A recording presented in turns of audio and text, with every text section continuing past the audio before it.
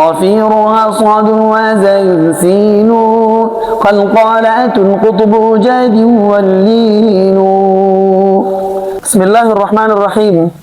پنځشتم درس ته تیر درس موږ د ضاد مخرج باره کې پورا په تفصیل سره بیان کړو. نن درې مخارج نور بیانو، نهم مخرج، لسم مخرج او یو لسم مخرج. نهم مخرج د طرف اللسان دی. طرف اللسان باره کې موږ تشریح کړی و. طرف اللسان څه ته وایي؟ موږ ویلي چې ثنایا، رباعي او انیابو وریو مقابله کې، غاښونو مقابله کې وي. نو مخرج څنګه دی؟ هر کله چې د ژبې غاړه مع ادنی حافه د ښي طرف نه یا چپ طرف نه یا دواړو طرفونو نه د بره ثنایا، رباعي، انیاب او ضواحک وریو سره ولګي بین اللام ادا کېږي. د ژبې غاړه طرف اللسان مع ادنی حافه. ادنی حافه ما تاسو ته تشریح کړې وه، هغه څه ته ویلی شي؟ امیر د ټول ویلي مع ادنی حافه. د ادنی حافې سره، دا ادنی حافه څه ته وایي؟ کومه چې د ضواحکو غاښونو مقابله کې وي. نو طرف اللسان د ژبې غاړه سره د ادنی حافې نه، دا چې کله د ښي طرف نه او که د چپ طرف نه او که د دواړو طرفونو هر طرف نه چې کله چې ثنایا، رباعي، انیاب او ضواحک وریو سره ولګي دې نه چې دی لام ادا کېږي. زما ورونو د لام مخرج د ښي طرف نه ادا کېږي، چپ طرف نه ادا کېږي او دواړو طرفونو نه ادا کېږي، لیکن ښي طرف نه په اسانۍ سره ادا کېږي په خلاف د ضاد باندې چې هغه چپ طرف نه په اسانۍ سره ادا کېږي. لسم مخرج هغه د نون دی. هر کله چې د ژبې غاړه د ثنایا، رباعي، انیاب وریو سره ولګي دې نه نون ادا کېږي. همدا د ژبې غاړه ده، ثنایا، رباعي، انیاب وریو سره چې کله ولګي دې نه به نون ادا کېږي.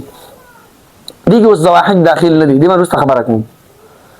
یو لسم مخرج هغه د را دی. هر کله چې د ژبې غاړه سره د ظهر اللسان نه د ثنایا، رباعي وریو سره ولګي دې نه را ادا کېږي. ژبې غاړه ده خو سره د ظهر اللسان نه. اوس به ظهر اللسان مخه وپېژنئ، کومه چې د را په مخرج کې لګي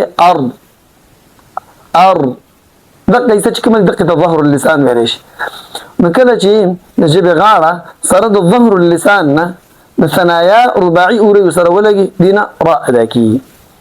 یعنې څه ادا کېږي؟ را ادا کېږي. خلاصه ده موږ فایده کې لیکلي هم کې ثنایا، رباعي، انیاب او ضواحک داخلو.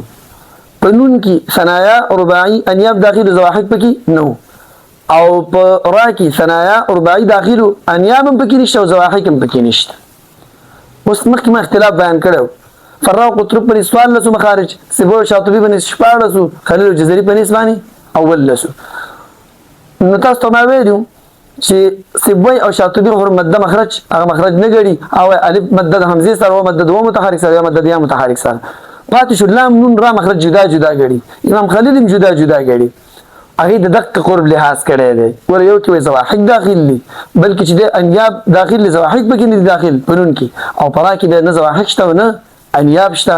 نو دغه لحاظ د وجه نه د قرب لحاظ هغه کړی د مخارج ولس بیان کړي. او امام فرا او قطرب هغه سوال لستی چې سوال لستی هغه وایي چې دا یو غاښ پکې داخل دی، د قرب لحاظ هغه نه دی کړی، دی وجه نه هغه وایي چې سوال لستی مخارج دې ټول د یو مخرج بیان کړي. دا د نهم، لسم او یو لسم مخرج صحیح ادای څنګه ده؟ ما تاسو ته ویلي کوم حرف چې موږ غواړو د هغې مخرج وباسو او کوم زموږ حرف مقصودي هغه به ساکن کړو، مخکې به ترې حمزه مفتوحه ولګو. اوس موږ ادا کوو ال دی صحیح طریقه ده. نون ان را د را دپاره ډېر حالتونه دي، انشاءالله د دې تمرین به هم شروع شي. اور دی طریقه شو. موږ تاسو سره وعده کړې وه چې تاسو ته به موږ هر ورځ د مقدمة الجزرین یو شعر ویو. بل شعر صفیرها صاد وزاي سین قلقلة قطب جد واللين. صفيرها صاد وزاي سين قلقلة قطب جد واللين. صفيرها صاد وزاي سين قلقلة قطب جد واللين. دا زموږ استاد درس روان درس زموږ استاد دولسم، دیارلسم او څوارلسم مخرج کې وي. الله رب العالمین مراله ژوندي لره د درس شیر کول بل نور ملګرو ته رسول مو صدقه جاریه ده. روان درس پورې مو په الله رب العالمین سپارم. السلام علیکم ورحمة الله وبرکاته.